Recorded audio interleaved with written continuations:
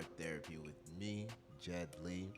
And today we have a very, very special program with you guys today. I'd like to introduce to you guys the great Shayla Marshall. Say what's up to the people. Hello, everyone. So, for those of y'all who don't know about Shayla, Shayla is an African American Miami native, lives and breathes it, and she makes installation and sculptural work about the black diaspora, but also a lot of really great topics that she'll explain a lot better than I can. Hopefully, Hopefully. So Shayla just came out of a summer program with Big House Art Complex, which is honestly one of my dream residencies, and she did a fantastic job. So, Shayla, tell us a little bit about your experience with them, opening to closing. um, well, that experience was really great. I started my visual art journey overseas in London, actually, and in Los Angeles. I was born and raised in Miami, but I hadn't lived here as an adult until more recently, which was last year. So, learning all of the different art institutions that exist here was something that was new to me. Yeah. So, as I got here last year, October, so I'm about to be hitting a year since being back in Miami officially. Um, I have been just learning the different spaces, and it just so happened that I was brought to Bakehouse's open studios Yeah. by a friend. I can't remember, but it was probably Heaven who talked to me about the existence of the space. Yeah. And we just came, and I was talking to the curator of Bakehouse, who works as their curator and does all the programs and stuff, Chris. And I was just meeting her for that night, and I was telling her about my qualms with finding studio space in Miami and how Yeah. hard it is, Yeah. and how I've really just been searching so that I can further my practice.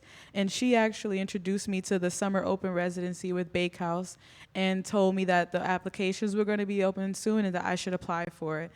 Sometimes people just be saying that because they're Yeah. like, oh, I'm just gonna say anything. 'Cause I'm just meeting this girl, and I hope they apply, whatever. But I did apply, Yeah. and I kind of forgot about it. Was trying to look for some other spaces and things, and was finding some spaces, but they weren't really working out for me personally. And instead of like rushing and acting out of desperation and the need for space, Right. something just told me to wait because I felt like something was going to come better than I expected it to be. So I just kind of chilled off of trying to look, and I found out probably like not even that long after, like a couple days or a week after, that I received the residency with Bakehouse for the summer. And that just really entailed and looked like me.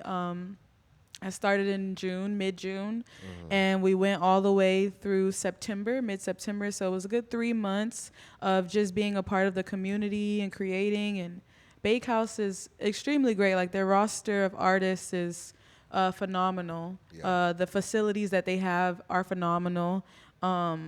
And I was just very blessed to be a part of that community, and everyone's super cool and sweet and provided me a lot of insight, knowledge, and made me feel a little less alone in this community that I am like inching my way into. And I just enjoyed creating all summer with the other residents that were also chosen for it as well too. Yeah. And by the culmination, I did that installation that you shared earlier on your story and finished out the residency, but a lot of opportunities came from that residency. I didn't have like my next what was gonna come after the residency was over. Yeah. But by the time I left with the residency, I'm finishing out with a busier schedule, and I think a lot of it has to do with the space that Bakehouse provided to me. So that was really what that experience was like. And even though the residency and the physical studio space is over, we still are associate artists for a year. So we get to be a part of the facility for free for a year, and we get access to the different workshops, communal spaces, and to still be in their network as well too for life. So yeah, I love Bakehouse. Everybody's super great there. Yeah. Next time Bakehouse has an open studio, y'all, I highly recommend that you guys take a visit because seeing the caliber of artists that they have there, and also just being able to just figuratively figuratively walk into their minds, like, because they really do what they can to transform their spaces and mold it into whatever their imagination desires. You know what I mean? So if you're looking for inspiration, go to their open studio or whatever art space you've been taking a look at. Really, just making sure you go and visit, make your face known, make sure that you network, make sure that people can see your face, right? Because it's really about like who you know, not only for landing opportunities, but just to find out about them. You know what I mean? Like, it's really good to make sure that you're having dialogue with people in positions that you respect or have similar goals with, and just throwing things off of each other. You know what I mean?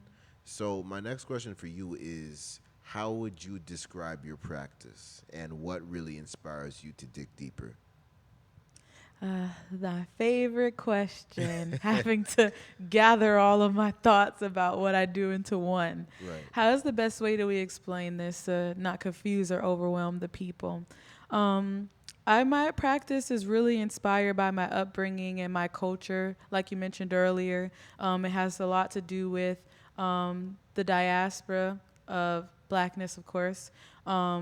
But a lot of it is rooted in my upbringing as being Black American. And I think that's important to mention because of the fact that my practice has mostly to do with the act of reclamation and reclaiming cultural narratives in our own histories and identities. So that way we're building our own futures or like shaping the present moment as well too. But that's kind of where I start. That's my biggest inspiration. So I think whatever it is that I'm doing, whether that ranged from the scale of installations to portrait photography to painting to sculptural work, they're all going to have those themes rooted in them. So like I use installations as rebuilding third spaces that are usually lost to us culturally through gentrification, through displacement, and I like to rebuild them so that way I'm bringing the community back into this reimagined and more grandiose and regal version of the space that they once lost so they can continue to hold on to that memory and the space be forever immortalized. And because I create these works that go inside of them into my installations, like the tintype portraits or the hair sculptures and things, those are all an amalgamation of things that even though they're only going to be on a show for a certain period of time, they always exist forever. So that way that space can always continuously be rebuilt and reimagined so many times over, which we're seeing happening with one of the shows or one of the installations that I've done. So that idea of reclamation is very prominent in my work because I think especially as Black people, period, who've grown up in Western civilization, we know all too well what it's like or what you have to face or the histories that you have to deal with, just honestly globally, because there's really not many parts of the world that has gone uncolonized, and most of us who are Black especially have not experienced the world uncolonized, whether you are from America. I lived in London, they were going through the same stuff. I've heard stories of people from the Caribbean and even from the motherland itself, which is supposed to be a safe space of Blackness to thrive and exist, still go through their own things. So we know all too well what comes with the egregious and sometimes heavy weighted histories that we have to deal with. So my idea behind my work is I wouldn't even say reimagining or creating futurist ideals, because I think that with my work it's very accurate to the depiction of what Black people and what Blackness already is and who we already are. It's just bringing that to the forefront and giving it a new platform to exist in a way that feels more accurate, rather than people telling us the ways that we show up is inappropriate or it's not enough. My work challenges that and uses narratives and themes of identity to challenge that. And all the mediums I use are very intentional, which I'm sure we'll get more into. So I'll leave it there. When you speak, I get the urge to interject just so you can expand upon certain points as they come out. So is that something that's okay with you? That is something that's okay with me. Depends. Just gotta feel the moment I'll out. just lift a finger up Because because I feel if like you a got to train. get your whole train of thought out, I I will let you. I don't ever want to like interrupt that. But just for like the viewers at home that aren't fully familiar with your work, so you say that you want to reimagine and recreate spaces that are often lost through gentrification. Would you be able to expand more on those types of spaces and how you engage with them in your specific style of art? Yes. So this really kind of started as a happenstance, very serendipitous situation. Installations weren't just something that I started off with as a part of my practice. I had a way of world building, but that was mostly through like creative direction and photography and some video work as well too. But it mostly was within that realm. I wasn't really building spaces so that they can physically exist as actual artworks. Right. I didn't even know that that was a thing until I went to grad school. So when I got into grad school, I was obviously, doing and building my portfolio as I know it. And then we get to this point where it's time for us to showcase for our graduate exhibition, and we have to think about how we want to frame that. So when it came to that show, which the intuitive nature of a lot of the things that I do, just that's how things happen within my practice. It's never really like me intentionally thinking about something. It's just things that kind of unravel themselves. Like I'm always kind of finding myself through my practice. Right. And that show, we had to work within our studio space, and our studio spaces at RCA, if you know, you know, it's like wooden walls, gray floor, and I had built all of these colorful works and just grand works, and I felt like they wouldn't exist properly in that space, and it just wouldn't look right. And I'm the kind of person that things have to have a cohesiveness to it, or else if I'm not 100% about it, it's not, I can't live with myself. So I was thinking of how I would be able to transform the space just so it can visually look nice. Yeah. For that show. And then because I had these vintage furniture pieces that turned into these hair sculptures, and I had the tintype portraits, it made me think about the home space and how the home space was important, because I had just, before I went back to school to prepare for grad show, Yeah. had winter break, and I came back to Miami, and I took some photos around the city with my friend, and I'm just noticing how much abandonment in the spaces that I was used to occupying as a child, how they were more abandoned, and we took pictures in that kind of space. It was very eerie, and I remember we stopped by my grandmother's house where I grew up very prominently, who has since passed on in 2020, and the house that she had when I went back to visit and take those pictures doesn't stand anymore. Like, it's completely torn down. Wow. Not even a lick of it, like not even a piece of wood, a structure, or nothing. It's a completely empty lot, with the same trees that stood in the yard, the grass, and it's even fenced off to like the fence is still there and around it to where it used to be. It's just no house in the center. So I was reflecting on that moment when I was building my grad show, because that is like your home space is people don't consider it a third space, but in a sense it is a form of a third space in a community. And that was something that was lost to me, because in Black Miami, we hold on to our communities, they're always rapidly changing. So me bringing that into my graduate exhibition, just through that moment, sparked so many ideas, and the way I decided to formulate and design that space unraveled a lot more ideas, just in the layers of my practice, and allowed me to think about it in a more academic format. And since that kind of inspired me in that way, and I wanted to continue to do different iterations of building installations and worlds. Right. More of the installations that came further after that, like the flea market installation was the second iteration, and that just made sense because of the themes of the show that I was brought on to do by Heaven, to do with Southern Black culture and grills, nails, hair, and family names, I mean. Yeah. And I was thinking of what space I could recreate that would tie all of those things together. And then I remember flea markets do that.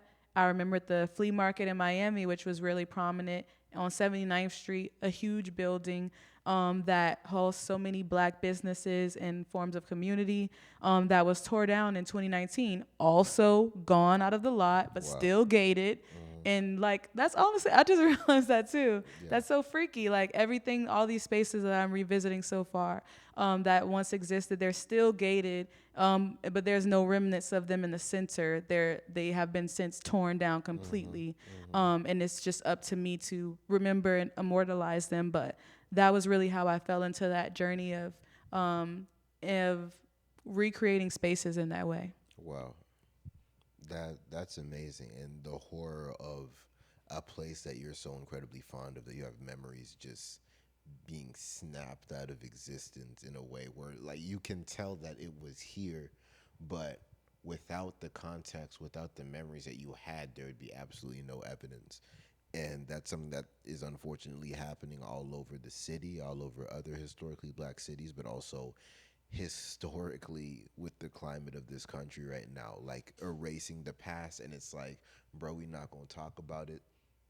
We're not going to talk about, we're not going to teach it. And that's just such an awful thing, because eventually we will become history, and the things that we did will be history. And the idea that there is almost a campaign against preserving the past, like gentrification just being something that has absolutely no mercy for sentimentalness, right? And the beauty of you making sure that it is honored in some shape or form, that it is paid homage to in some shape or form, is really, really great work. And I appreciate that.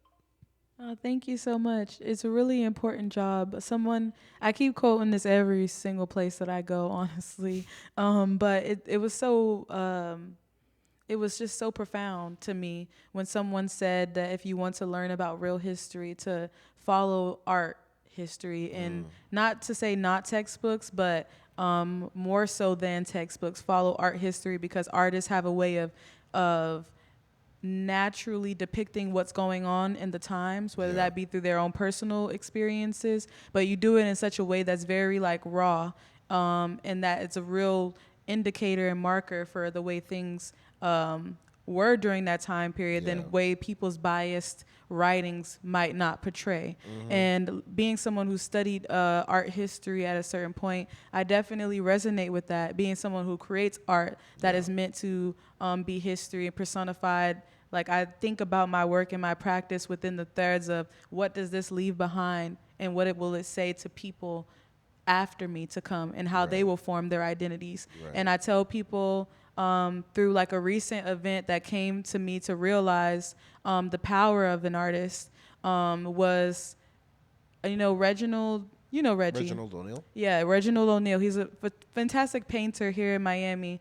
Shout out Reggie. Shout out you, Reggie. But he's also from the same communities here, historically black neighborhood, Overtown. And he recently had an event honoring the tearing down of the projects that he grew up in. Right. And it was a really beautiful event. Really felt like really memorializing this. And I think as someone who also grew up in the same community, I always ride around Miami since being back home Right. after so long, and feeling hopeless as an artist. Like, what can I do that helps you to hold on to the spaces that you're actively losing in the physical, Right. and not just in a creative sense. And that honestly made me feel like not important, because I know the work to an extent that you do as an artist is important. But at the time, I was feeling like it wasn't enough. And through that event and seeing him do something like that, it further made things click into my brain. And I had a conversation with him about it and my feelings. And it was just like the power of an artist is a really great thing, because when you're in spaces in the physical, life has always have a way of shifting and changing. Buildings will consistently always be torn down. History and textbook might be taken away from you depending on what's going on during the times. Styles and things just change, period. Like decor and things. People like outgrow things, and then we're living in a whole new world than we were living in when we were even younger. Things are always changing. Civilizations fall eventually. Holding on to the physical is temporary.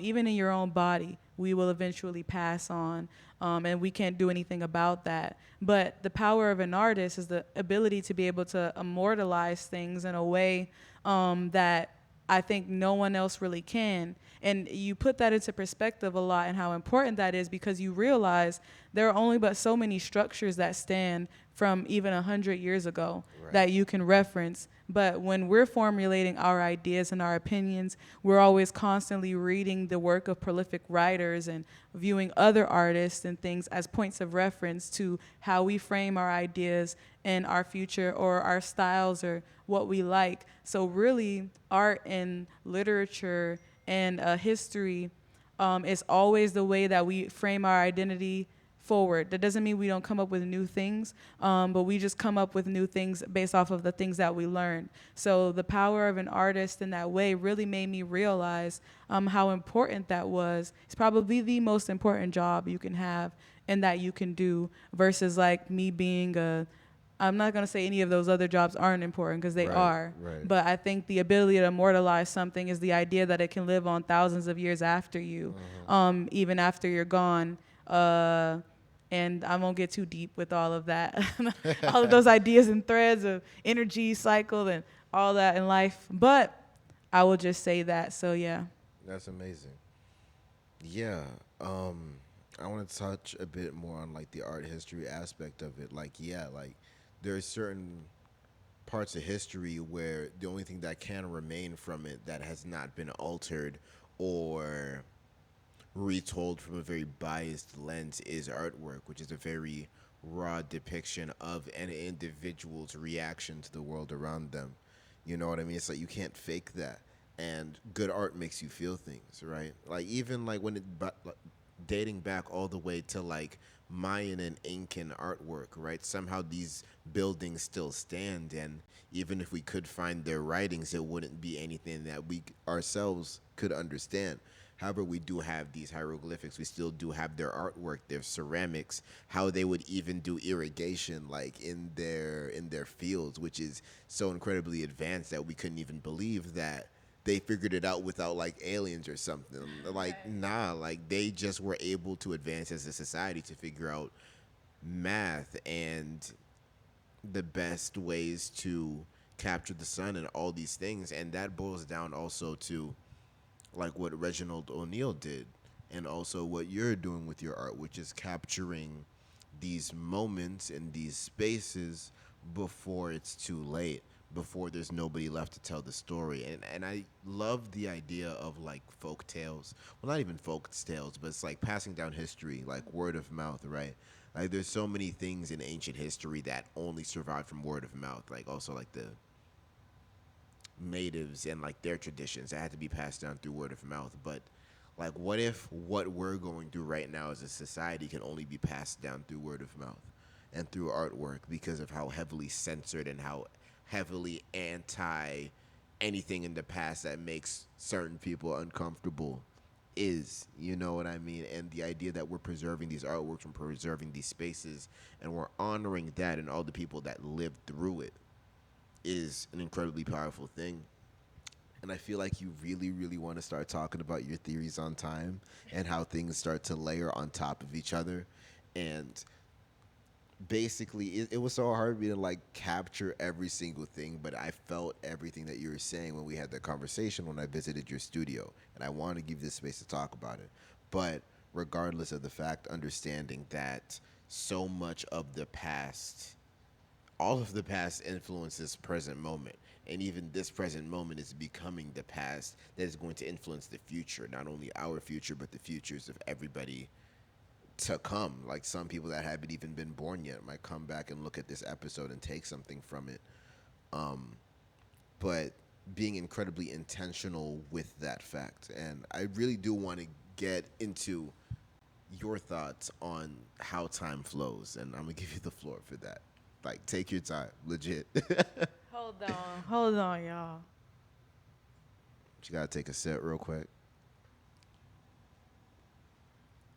Okay, I'll try not to nerd out too bad about it. But I think there was what I talked to you about before when I shared that piece of information. I always just acted in this idea of surrealism and futurism within my work when I initially started practicing. Let the people know what futurism is.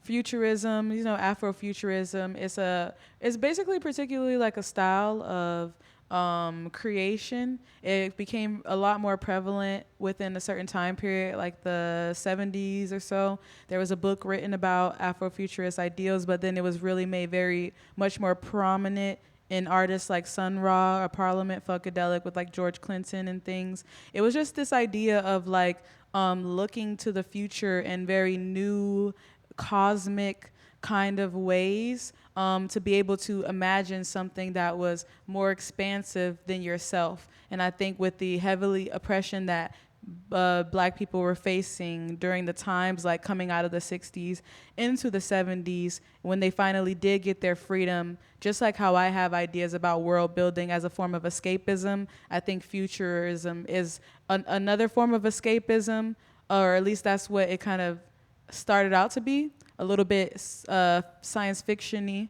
but it ends up turning into a form of inspiration that influenced our actual styles and way of being that lives prominently in the way that we show up today personally. Right. So that's the element of futurism, at least in my own definition of it. Mm-hmm. Mm-hmm. So can you talk about some styles that originated from the Afrofuturism of the past that translated today? That's so interesting. I think that like Afrofuturism, obviously there are artists like Sun Ra and in Parliament that was definitely doing things that we still haven't seen yet. Yeah. Or I feel like, actually, I'm gonna take that back. I feel like we have seen it in a way, even if it doesn't look like actual motherships and spaceships coming down. Although with theories, we don't know what's gonna happen in the next couple months. It probably already did happen. I hear the aliens are on the way, y'all. Listen, bro, I believe it when I still see gotta it. pay my bills, dog. It might not affect me at all as a human being. I believe it when I see it. But as far as I know, that there are some things that still come into practice. But I think there are markers of futurism and where it started that shows up, I think, within like the next decades over, and you really see it becoming a part of every day. So I think there's a lot of styles within how flamboyant they were portraying futurist ideals in like the 70s that you see come up a lot in 90s hip hop and like fashion. Ideas such as what? Just like you've seen it a lot. I think futurism was more so a stylistic thing back then, Okay. and a form of storytelling. So I think that element of it and the style and the way that they chose to portray themselves is something that you saw come up a lot in the actual style of how people just wore their hair, like Right. black women's hairstyles in the 90s, or the nail culture, the fashion through like black men and women, the gold jewelry, the excessive nature of it. That wasn't something that was a style in the 70s. The ideas of Afrofuturism and being flamboyant in that way, in the way in which you showed up, started there. And then you see times moving forward and more prevalent in the 90s. You see a lot of artists and people in the everyday showing up in a more futurist style, or at least paying ode or homage to the style that they saw back then. And through the 90s and their own ways of pushing the narrative forward through like artists like Outkast or TLC and different groups like that. Right. Now we're in this day and age far along in the future, and we're walking around here with our own styles of clothing, our own dialects, our own tones, our own ways of showing up in the world that are very free. And I think Right. that's all Afrofuturism to me ever was. It was the idea and the ability to push the boundaries and to be free and show up in the ways in which you wanted to without being limited by the forms and the structures of oppression. So I feel like the more we saw people pushing forth this narrative to be different and to try new things, and we adopted them as the decades passed, we are in a day and age where we are even in technology and all of these actual futurist ideas Right. than we've seen in the past. On top of that, we've had so many people who fought for our liberation to be, wear, dress, do, talk, make music about whatever we want, even if people use it for the better or the worse, with the Right. things they choose to talk about Right. or they use to portray. The freedom behind someone being told that you had to wear your hair a certain way, or you weren't being accepted into certain spaces, or you had to show up in a way that was proper, or you weren't being accepted into certain spaces. And even though we like to detest a lot of the things that we see today in media, These days now we have women wearing red hair, long nails, crazy styles, gold teeth in their mouth Yeah, fully, yeah. and talking about shaking their and Hmm. doing whatever the heck they want to do, dancing on top of cars. And Right. sometimes we're like, whoa, whoa, this is crazy. Hmm. But that's Afrofuturism to me. It's like the ideas of finding ways to constantly liberate yourselves and the act of being able to live within your liberation. Right. That, at least my own definition for how I feel like it's shown up in our lives, has happened. Okay, so from what I can tell, that Afrofuturism is the constant experimentation and expansion of blackness. Yes, Afrofuturism. Afrofuturism, right? And futurism would just be the experimental nature and expanding on society as a whole. And we do experience that too, but we're not talking about that. Right, we're going to focus on Afrofuturism. Yeah, and it's like growing up, like there was always this idea of like what exactly it meant to be black, but I feel like that's such a limiting question because it's like if you are an individual with melanin in your skin and you come from either a black American, Caribbean, or African diaspora, whether you are black, but it's like what does that mean to you? And it's like there's so many kids that grow up in certain situations that don't feel black enough, and there's other people that feel so attached to their identity in blackness that it can even get to a point where they're going about it like in a very limiting way. You know what I mean? It's like, oh, I'm black, so I must go about it like this. You know what I mean? Other people are looking for their identity within that, and I think that's it's a very interesting thing to navigate, especially with the idea that Afrofuturism is constantly expanding, and it's like, what would it even look like in 20 years? What would that mean? What would it mean to be black in 20 years? But it's all self-defined. It really is, and it does keep evolving because I think even like looking at myself as well as other creatives in today's day and age, and Hmm. our ideas in Afrofuturism or futurism and what that looks like Right. doesn't look the same as people in the 70s who was exploring Afrofuturism at its original core state. They had their own like styles of cosmicness and the way that they showed up, and as time went on that did evolve, but a lot of the Afrofuturist works that are being made by people in today's day and age, and now to me as an artist, looks like taking a chair and completely covering it in hair, Yeah. because I'm like, to me this is now Hmm. futurist, and I hope that in the future, with putting these kinds of images and ideas out there, having people collect their work and having them live on, that these furniture pieces, these sculptural pieces will eventually end up living in someone's home. Right. Then it becomes a normal thing. And then it's up to people in that time period to discover what future looks like to them, because we already set the scene. But a lot of the works that I see people creating today, and a lot of the ways that we like show up within that particular category or vein, Right. looks completely different for the Afrofuturist works that were being created in the past. Like now we're kind of living in their styles and Right. what they created and making our own new ideas. And I believe that it's just going to continue being a rippling effect like that. But that those are just ways that you even see it showing up today. Right. And seeing how vastly blackness is being expressed nowadays, it just makes me curious as far as like how much farther we can go because like back in the day, like 90s hip hop kind of defined what it meant and looked like to be a black man in a traditional sense, right? But even that in itself became limiting, even though it was liberation at one point. Like rap in itself being a liberation and a form of artwork that was completely rejected, but was so unique and true to us. And now it's something that's incredibly celebrated and partially gentrified and commodified and all of that. And it becomes a question of like, okay, where do we go from here? Like I remember people like Tyler the Creator that was for like the weird black kids, right? And then seeing him be accepted and gain a lot of commercial success. And it just becomes like, where do we go from here? Because we're like mid to early 20s, right?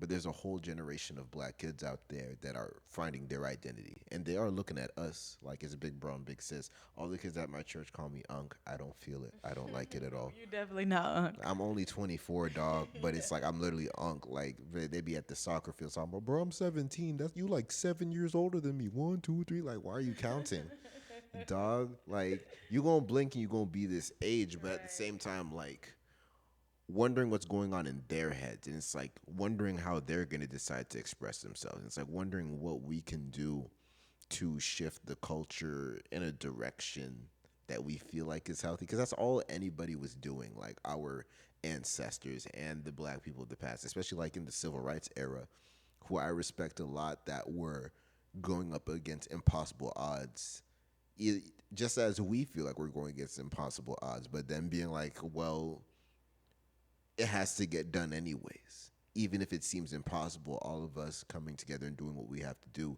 is going to make a better future for the people after us. And we're living in it. And it gets hard to hope for a better future given how restrictive our First Amendment rights are getting, right? And the complete denial of the past because it makes people uncomfortable. And it makes me wonder, like, what can we do to make a change other than express ourselves? Like, I think that's the core of it. We express ourselves and we find what has value to us, and we honor what has value to us, and we share our ideas no matter how it makes people feel, and we open that dialogue. And sometimes it feels like we're in this echo chamber. Either we're in an echo chamber or we're in a space that has no care at all for what we have to say. But even if we're literally in a large room where we're being silenced, you still have to make that noise regardless. And it becomes the hardest thing to do because it feels like there's no way that we can prevail. But I feel like that's also just an illusion, right? Like the opposition right now makes it seem that they're the majority of America, but in reality, they're not. They just position themselves to where they feel like the majority. They feel like they have all the power.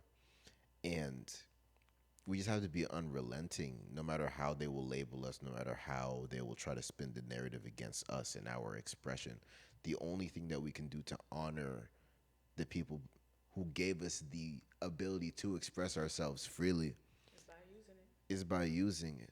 And also, the younger folk that see us are going to respect that so much that they won't become complacent when it's their time too. You feel me? It's that passing of the torch. It's that raw expression of self, which is all art really is. You know what I mean? And art isn't how it traditionally looks, just like you finding about installation artwork, which I feel is an incredibly powerful form of artwork because you're taking an environment and reshaping it to your liking. You're creating a space. Not only are you taking up space, you're creating one. And we as people have to continue to create spaces for people like us. That's why I love coming down to Miami, because there's so many people craving a space where they can feel accepted, craving to engage with things that they enjoy in people just like them. And there's enough people with initiative that make it happen. And it really just takes that one, two, three couple of people to come together, take that initiative that creates the space that so many people have been looking for. And for those of you guys who are those people that either are already working on it or haven't been, take that risk. You never know like who you can really appeal to, who is literally looking for your specific type of vision. But the only way that you will know is if you put that out there. You got to take that risk. You got to stand up in front of a crowd. Like, bro, like I don't think Dr. King always knew he was going to be a public speaker, but he had to go take that risk. Fred Hampton knew that he wasn't going to be well accepted for what he was saying, but he had to take that risk, and they had to take him out for it because he would have ended up being an incredibly influential individual. But having so much belief in yourself and your idea that you're willing to die about it or stand on it with everything that you live with is how we got to be moving going forward, or else nothing's really going to change how we want to see it. Nothing's going to grow how we want to see it. Everyone's waiting for somebody else to take the charge. Cause shoot, I ain't willing to die about it right now. I'm I'm gonna gonna die keep it a about it. stack. But I am very passionate about it. I'm not gonna shut up about it. Like how I feel like the world should be, and the only difference between us and our opposition is the fact that they're actively working on it, and they banded together with other people that will actively stand on it. And we just got to keep on expressing ourselves in the way that it is truthful to us and honoring the past and the people around us. Very much so. Very much so. Very well said. I think that it will be a disservice of us to not honor that, honestly, with all the work that's been done. We're just constantly passing the baton forward. And that even ties back to my ideas and my thoughts behind time and why it's such an important tool for me within my practice in the first place, because of how much time works and how we inform each other through this kind of circular idea of time. And through that is why it's always so important to hold on to that idea and to act in that way, because of the idea that there were people who were willing to die by the sword of this and try to make sure that we have futures and that we can come forth and be able to live in the ways that we exist today. And though things don't look perfect, because like you said, we are going through a lot right now under our current leadership and administration at the moment, we've seen a lot. We've seen worse since we pulled up here. This is nothing new. This is nothing surprising even. Right. Honestly, it's the very least that I feel like they can have going on against us. But we have seen a lot more progression in our own ways of being that we once did not see, and that we get the freedom and the ability to be able to do because of those who came before us, who literally really put their lives on the line for it. You can't listen to hear Fred Hampton's life story and background and the way that he was brutally taken away at the ripe age of 21 through his powerful leadership and just trying to make sure people had better. And that happened to him. A lot of people see the work that I do today and they thank me for the labor of love that entails and the way that it's just so community involved, and how helpful that is. But to me, I feel like it's the least as a black woman and a black artist. It's the least that I can do for the amount of sacrifices that were made before me. I feel like a lot more of us should be thinking of things in that way and finding ways to honor ourselves, the liberation and the tools that we've been given, and the futures that we intend to build for those to come after. Because if we fall or let it fall by the wayside, then we basically let go of the work that everyone has so progressively put so much effort into. Blood, sweat, and tears. Blood, sweat, and tears. I'm talking about from the moment that everything started. It's been honestly so many attacks, and it's so many to even name a few. So many that people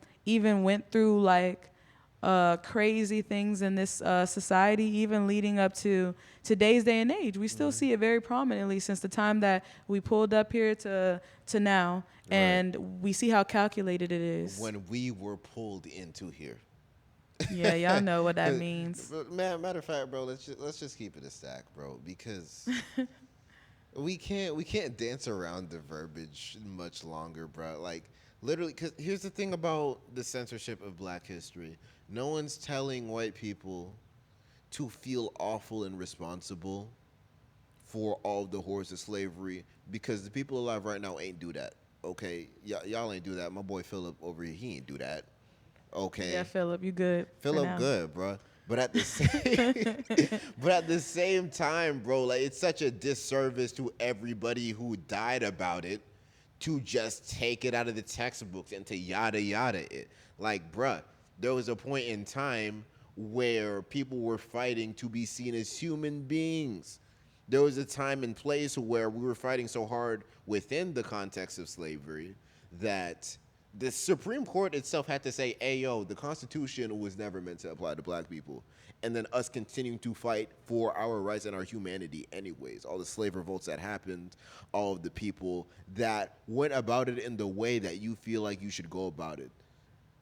Going into the government somehow as a Black man. I forget who I'm about to reference, but also learning about Webb Du Bois and his name ain't Webb. W.E. Du Bois. That is controversial. But we Yeah. ain't gonna get into him Wh- today. Bruh, I mean, y'all know a whole lot more about it than I do. Honestly, interacting with the black art community in Miami made me want to learn more about black history because in my suburban life, in my school system, it's very yada yada. It's like, oh, slavery was 400 years, and then Martin Luther King pulled up and he was like, hey, bro, this ain't right. And then Rosa Parks ain't want to get to the back of the She didn't bus. want to get up. She's like, hell no, I ain't Ain't going to even the back. mention Malcolm. And my boy Malcolm is like Malcolm is tweaking, but he was low key right. He was like vigilante MLK. Like that's how they present it. They don't talk about the complexity of their characters. It's like, bro, you gonna hear about the I have a dream speech, and then it was all good after that. Yeah, I can't even fathom like what I used to think because even growing up non-suburban Yeah. in black communities, there was still the opposite: lack of resources, lack of education, lack of funding, Yeah. dilapidated textbooks that you had to share with somebody else if you were lucky to even find one under your desk, and everything's super dated.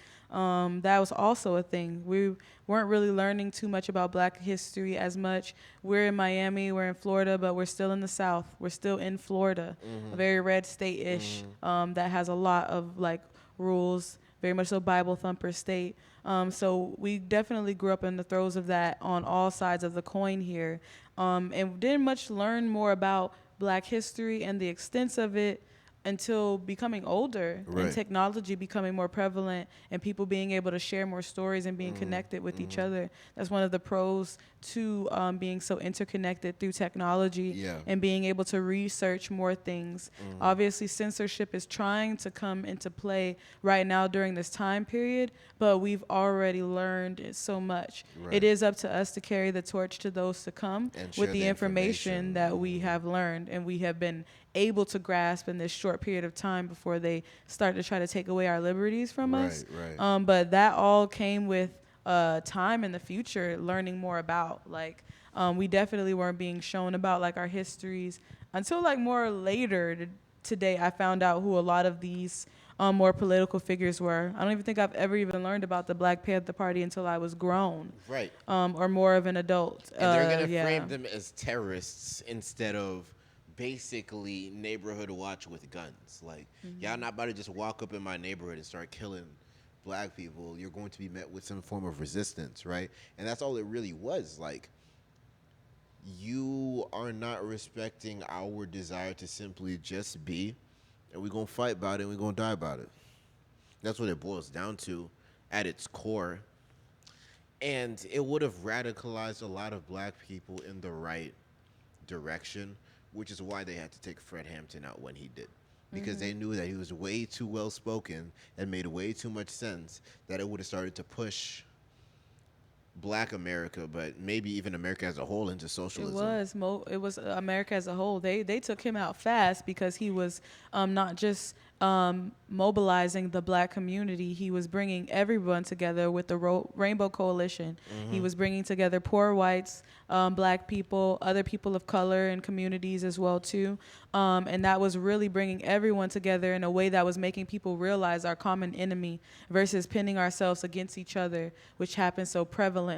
Right. Back then, he was really making people realize that we weren't each other's enemy and who really was, which was dangerous for them because pinning us against each other was the one thing that kind of kept everybody in control or Right. controlled without like really worrying about the true things that were holding us back and that were important. 100%. And it's like once America realized it's not a race thing and it's a class thing, then that's when the top 1% is in trouble. Because again, it's not the majority of America that feels this way. It is the powerful in America that feels this way and understands how to manipulate the populace as a science. As a science. And if they can keep us divided, they can keep us turning on each other, then they never have to worry about their status quo getting turned on. They never have to worry about a Capitol building getting burned. They never have to worry about getting shot at, right? Because the funny thing about political violence, it's only a huge problem and political violence when it attacks people that felt otherwise untouchable.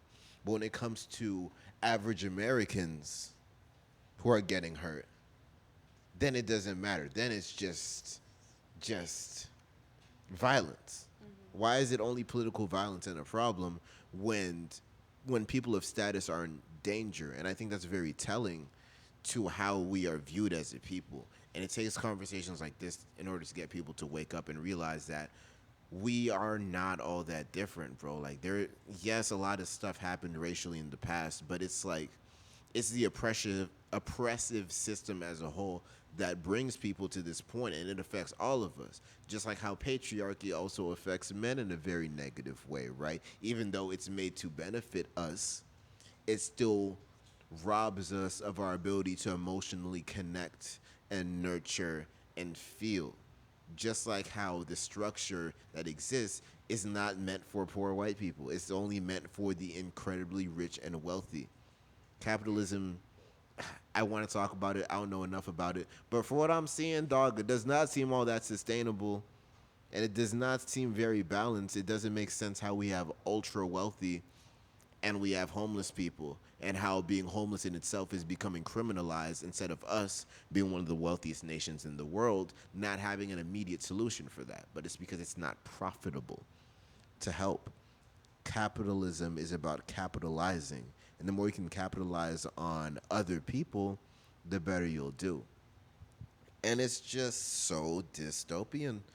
And the only way that anything will actually change, because it's like us fighting against the stage of late stage capitalism, is almost as daunting a task of fighting against racism and segregation, but somehow we still got somewhere with persistence, with expression, and more people just it's about making sure that the conversations stay alive and not letting censorship win, you know. So I really appreciate artists like who can fully engage with that, because I'm just an abstract artist who is trying to just create simple and safe and peaceful spaces because we're already so stressed and bugged out about That's everything that's going radical on. too, in its own form. Thank you. Like, bro, I mean, it's like my art is for people that just kind of need a break real quick and need to remember that so many things are outside of our control, but what we can control is ourselves and our ability to cultivate peace within ourselves. No matter what is going on in the outside world, no matter what is going on in our personal lives, no matter what is going on around us, we can remain steadfast, we can find peace, and we can find joy in the simple things. Because if I'm so worried about this whole Charlie Kirk fiasco and what this means with the context of America as a whole, I might forget that I got a friend right here that I can hit up and talk to about anything. I might forget that my mom is here and she still loves me. I might forget about I got these two cats at the crib that are mad cute and I can just pet right now. And they don't know nothing about Democrats or Republicans, bro. Right. I envy them in a way. Maybe they do. Cats are kind of. You'll be surprised. Bro, I mean, they be stressing about the wrong stuff. We ain't gonna talk about what my cat's stressing about. But there's also this idea that ignorance is bliss, and it's a very dangerous mindset. It's a mindset that I carried myself with, because understanding the true horrors of slavery and how many powers are actively fighting against what I want and how many powers are against humanizing black people as a whole, I didn't want to engage with that. And then I got into spaces where everybody else was ignorant, but I didn't have an answer for them. I knew what they were saying was incorrect, but I had no response. And it didn't make me feel good because it felt like I had nothing to represent or defend myself with. It made me feel like they can continue to go on with this mentality unchallenged, and that's the worst spot for an ignorant person to be in complete peace and bliss in their ignorance. As badly as I would want to not know the things that I know, as much as I miss childhood innocence, that's why it was meant for childhood. Like, we got to preserve it in our youth. But when it's time to grow up and when it's time to engage, you got to sit at the adults' table and have a conversation sometimes. And we have to think about, we do have to think a lot about a lot of things these days. Sometimes that be a downside, sometimes it works in our greatest benefit. But when it comes to me, I'm very much so engaged and very aware of everything that is going on in this day and age. But I think that perception and focus is very important. and your time and how you choose to use it is very important. I think a lot of things happen on the world stage to take us away from all of those things that are very important to us. And the more that you are invested in all of these things that are going on and you feel powerless, the more you relinquish your power to outside forces and beings. So a part of just the way that I show up in my daily practices, in art, in life, in period, is just going against that and honestly remembering the power of my autonomy that has already been set into place. I think there's a lot happening during this day and age, but I think there's a lot of beauty in the way we're so connected through technology in the world, because now we've been really forming the Rainbow Coalition. I call TikTok now the new Rainbow Coalition. Like, if it has a way of bringing us all together, that makes us realize that we all kind of want the same things, especially in this day and age. Nobody can buy a house. Nobody can, it's really difficult in the economy. So a lot of people definitely want the same things, and we're being connected in this day and age, and it's allowing us to be able to express that and to reshift and to refocus our energy on the things that are important.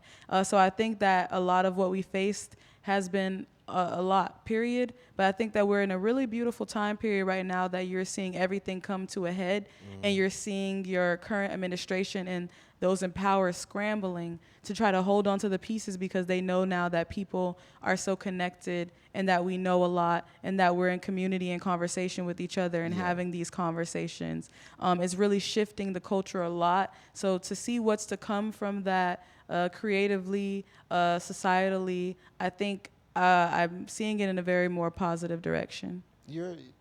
Thank you for inserting that into the conversation, because in the midst of all the doom and gloom, you will forget that we're in one of the most powerful positions that the average citizen could be in, like in history, which is with the full unfiltered access to the internet and the full unfiltered access to be able to interact with people all over the world and access information that would otherwise be so difficult to get to, because you're not going to learn it in the typical education system, and you may not be able to walk into a space where that type of conversation is happening. But if you want to find the conversation, it's there. If you want to engage with it, it's there. If you want to you educate yourself on things, you have the ability to do so.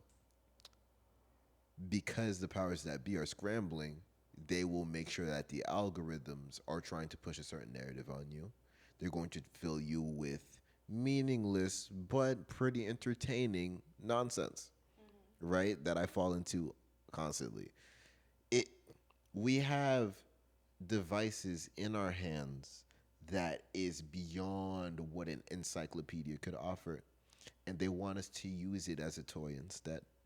And I think that we really need to understand the political power, the revolutionary power of the internet, and of the access and level and scope of community that we can have as a result of that. It could definitely be a double-edged sword, so use it wisely. But it definitely is a powerful source and tool.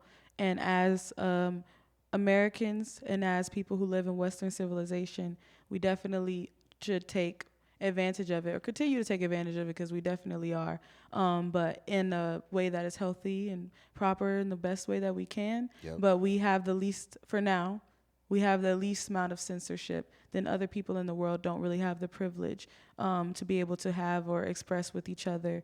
We definitely are living in those times. We have to be careful, because it could be a tool for destruction, but it also is a beautiful tool that makes you feel a lot less alone in the world, with things that you face and you go through that once definitely did make us feel like it was just us. Right.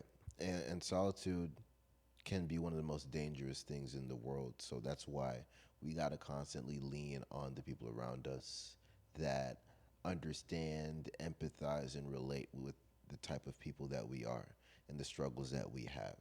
And I'm very appreciative of how Broward's art scene, and especially Miami's art scene, has inspired me looking deeper behind looking deeper behind the curtain and understanding that we got to preserve these things. We got to continue these conversations, and for me to try to engage with them even if I'm completely lost, because every single thing plants a seed, and there's going to be a moment where it's going to be our job to plant the seed, and we have to be ready, and we have to honor our past so that we can prepare our future.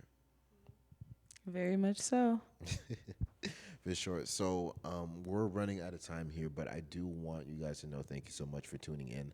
And Shayla Marshall is actually going to be having a show. She's part of a group show at Green Space Miami. I want you to be able to promo that real quick before you get out of here so the people know about it.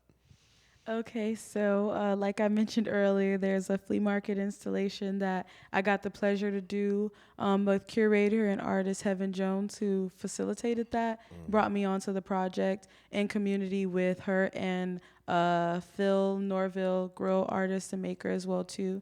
We've been working on this project since last year, October, when we've come in community with each other, and since then we got to show it in January at Heaven's Family Shop.